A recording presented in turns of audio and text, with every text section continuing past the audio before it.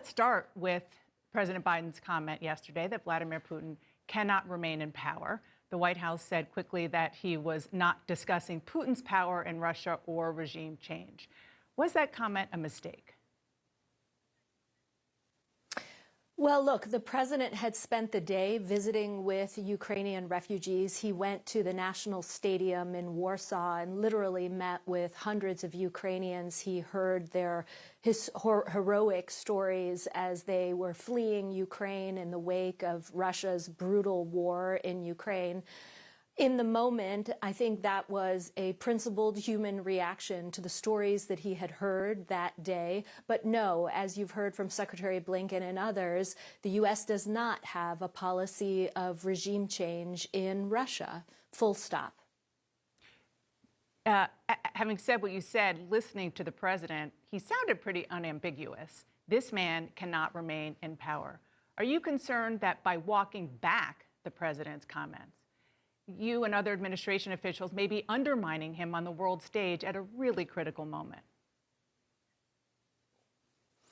I think we all feel great about how the last couple of days have gone. It was important to get the president here to Europe. He had several important meetings in Brussels with NATO leaders, with the G7, with the European Union. It was important for him also to go to Poland. He visited a city very close to the border with Ukraine. He was able to join a meeting with both the Ukrainian foreign minister and the Ukrainian defense minister. And then he was able to sit down with President Duda and talk about what Poland is doing in this moment, literally taking millions of refugees into their country. So this week has been remarkable. It's been historic. I thought the speech was completely pitch perfect.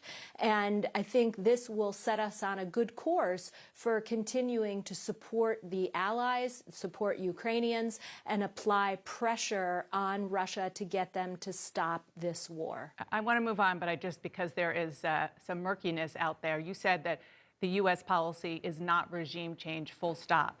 Does that mean the U.S. believes Putin should stay in power?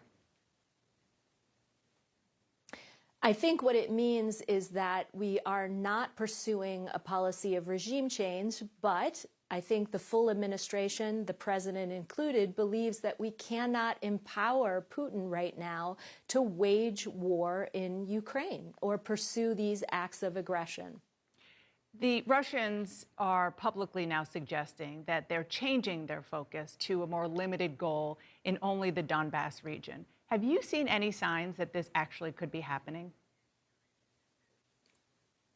So we will monitor the situation on the ground to make sure that we understand how they are shifting tactics. I don't think we have evidence of that quite yet.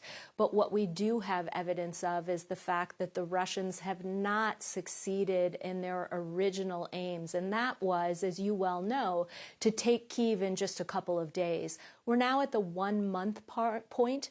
And it's clear that Russian forces are not performing as anticipated and that this has not gone as planned. So because of that, I think Russia is reassessing, and they've indicated that they're going to alter their tactics. But let's give it some time. Next couple days, the United States, working closely with allies and the Ukrainian government, will be looking for evidence of this shift. Reassessing, could that be looking for an off-ramp for the war to end? Well, we've made clear from day one that we want Putin to stop this war in Ukraine, and we gave him many opportunities in the weeks leading up to February 24th when they went in. As you'll remember, we actually met with the Russians bilaterally. We met with the Russians at NATO headquarters, and we met with the Russians at the OSCE. Sadly, Putin opted for another path of aggression. And ever since that day, ever since February 24th, we've been applying pressure on them to stop the war. President Biden, as you well know, was with you in Brussels this week at an emergency NATO summit. I want you to listen to what a top advisor to President Zelensky said, speaking about that summit. We're very disappointed, if I'm honest. We would expect more bravery, expected some bold decisions. The alliance is taking decisions as if there are no war. He went on to say that NATO's response was, quote, appeasement. As the U.S. ambassador to NATO, what's your response? Well, this has been a remarkable moment in NATO's history. We came together quickly. The same day that Russia went into Ukraine, we had an emergency session. We activated plans to move forces into Eastern Europe. We also immediately started providing lethal assistance to Ukraine.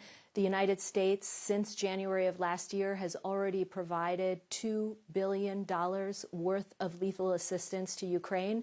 We've talked with them regularly about their defense needs. We are working with them each and every week to determine how we can continue to help them with anti-air assets, anti-armor. We've offered Stingers, we've provided Javelins, and many other members of the NATO alliance are doing the same thing. I think about 2/3 of the NATO alliance are now providing lethal assistance to Ukraine.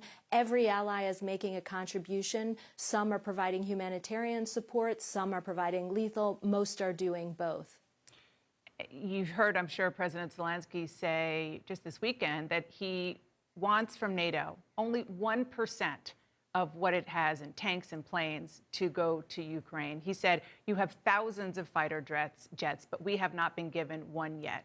So yes or no, will NATO give Ukraine what President Zelensky is asking for? Well, this is an evolving conversation. Again, we've spoken with President Zelensky many times in recent weeks. We've heard their requests for assistance. In many cases, we've delivered those anti-aircraft, anti-armor capabilities. We are assessing their air defense needs. But the answer is no. If you're asking about the Soviet-era jets, the United States has decided that the particular proposal put forward by Poland is untenable. But honestly, if any NATO ally wanted to provide those types of pieces of equipment, the fighter jets, the MiGs, that is a sovereign decision. They can take that sovereign decision. But right now, the United States is very much focused on their air defense needs, and we're delivering multiple capabilities to try and address those requirements. He was really specific, saying 1% of NATO's capability. Is that tenable? Well, I'd have to do the math on what's already been provided. As I stated, most NATO allies are providing lethal assistance, including some NATO allies that have had long-standing policies not to do so. So we've seen a major change in Europe with many allies coming forward. We'd have to go ahead and count up what's been provided to date, what's in train, and what allies are thinking about providing to really determine whether or not that fits that particular calculation. But I think, honestly, what's important here is that NATO allies are coming forward and offering the capabilities that Ukraine is seeking, and they're making a difference. President Biden is raising new concerns about cyber attacks. He said yesterday that Article 5 is a, quote, sacred commitment. How does the U.S. understand Article 5 of the NATO Charter? Do you see it to include a cyber attack? Well, our commitment, as you've heard President Biden state multiple times, to Article 5 is ironclad. There's no question in my mind that the United States and, in fact, all NATO allies take Article 5 very seriously. We've had multiple discussions about it, as you might imagine, in recent weeks.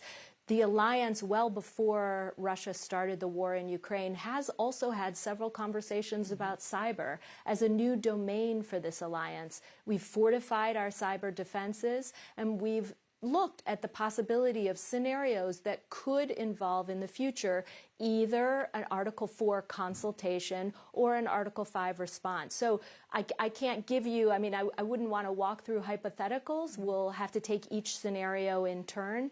But I do not doubt that if an ally were to come forward and invoke Article 5 at this juncture, that the alliance would be ready to respond and take action. Article 5, of course, being that if one NATO member is attacked, NATO will respond.